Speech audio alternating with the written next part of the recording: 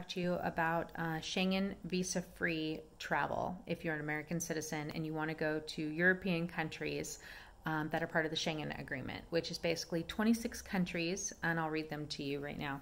It's Austria, Belgium, Czech Republic, Denmark, Estonia, Finland, France, Germany, Greece, Hungary, Iceland, Italy, Latvia, Liechtenstein, Lithuania, Luxembourg, Malta, the Netherlands, Norway, Poland, Portugal, Slovakia, Slovenia, Spain, Sweden, and Switzerland.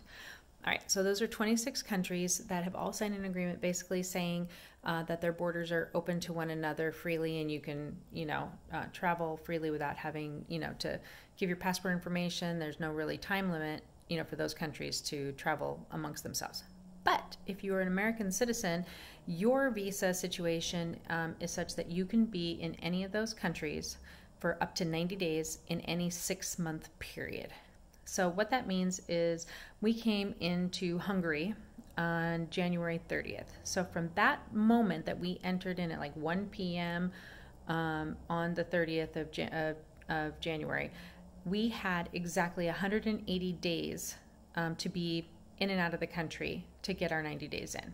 So we could either be in the country for the full 90 days and not leave, like be in the Schengen areas and hop between, Hungary, Poland, Czechoslovakia, whatever, Czech Republic, France, Italy, whatever, for 90 days. And then that would mean that we'd have to leave by April 28th, which is exactly 90 days. And you'd have to leave before the timestamp of the day that you entered. So let's say on the day that we entered on January 30th, we crossed the border at 1 p.m. So we would have to leave the Schengen areas on April 28th before 1 p.m. so that we ensure that we did not go into 91 days, because they count. Some countries do. Others are maybe a little more lenient. I've heard Greece is pretty damn lenient with how they do it, but other countries are not so lenient.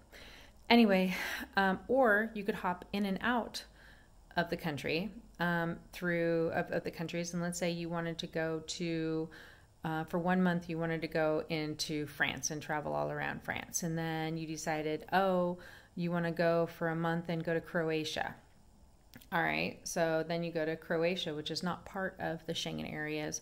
And let's say you travel around there and maybe, go to Albania or some other little countries that are also not part of the Schengen area for a month. And then, pop back in and pop back out. You can do that for 3 months, every other month. So let's say every other month, forever if you want. You can pop into one country that's part of Schengen, or multiple countries that are within Schengen for a month and pop out for a month. Or you could do 2 weeks, 2 weeks, 2 weeks, 2 weeks, and just keep popping in and out. But if you stay within those Schengen countries, any of them, all that time ticks up. And so let's say you could spend all of January, March, and May in the Schengen countries, while those other months, February, April, and June, you are in, other countries that are not part of Schengen, like the UK. You can go do that. Our plan was originally to stay in the Schengen areas until April 28th, and then we were going to hop out and go to the UK, which is not part of the Schengen area. And in the UK, you can stay there for up to 3 months as Americans with no problem and no applying for a visa. And then we were going to maybe pop back in. So that's kind of how it works. It's really not that hard. Now, here's the way it works with the rolling dates. Let's say you were out of Schengen. That's why you could go every month. That's why I was giving you the scenario of every month in and out, because you can just do that forever. You're in for a month, out for a month. Just do it 30 days at a time. Don't do it for a full month, because some months have 28 days, February, and then some months have 31 days and 30 days. So you just really need to count the days properly. And on my blog post at wendyintheworld.com, for this link for the Schengen visa, I put links for where you can actually go find the counter that you can actually use from SchengenVisaInfo.org, as well as some other questions that might be helpful in explaining the 6-month rolling visa, which is hard to find for some reason. Anyway, if you stay in Schengen area too long, you could be fined and actually not allowed back in. And if you are ever in a pandemic, such as we are in right now, and you are stuck in a Schengen country, possibly other countries. I can only speak right now to Poland, which is a Schengen country. We are stuck in Poland because we don't want to head back to the US right now, because we don't live anywhere as nomads. We live wherever we are. We're just going to stick things out here in Poland, and most likely it is today, April 2nd. We will most likely outstay our April 28th Schengen limit.